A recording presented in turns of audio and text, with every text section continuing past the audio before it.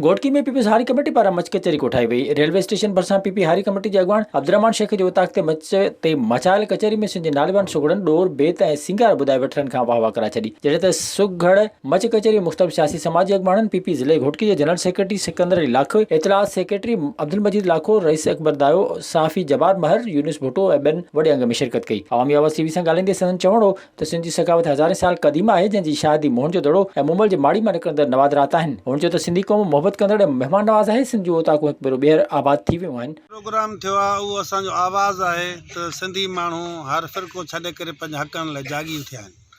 जंहिं जंहिं जाइ ते असांजा मल्टीनेशनल कंपनियूं हुजनि या इहे ॿेट हुजनि, असां हर जाइ ते हुकूमत असांजी मदद कंदी त उनजा असां थोराइता रहंदासीं।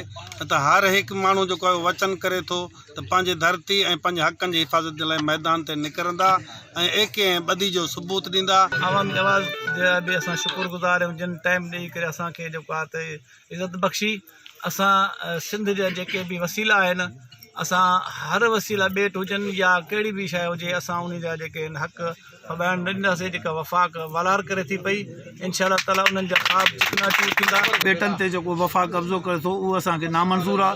पूरी सिंध जेका आहे उहा उथी खड़ी थी आहे त असांखे इहे जेको वफ़ाक़ जो कब्ज़ो जेको आहे ॿेटनि ते नामंज़ूर आहे। ऐं सिंधी टोपिया जेको आहे जो सिलसिलो हले थो। इन मौक़े ते मच कचहरी में नालेवार रागी रबनवाज़ मैसर क़ौमी गीत ॻाए वठण खे जुमाए छॾियो, जॾहिं त मच कचहरी पर फुटी ताईं जारी रही। विज़िट कयो अवामी आवाज़ मीडिया ग्रुप जी वेबसाइट awamiawaz.pk।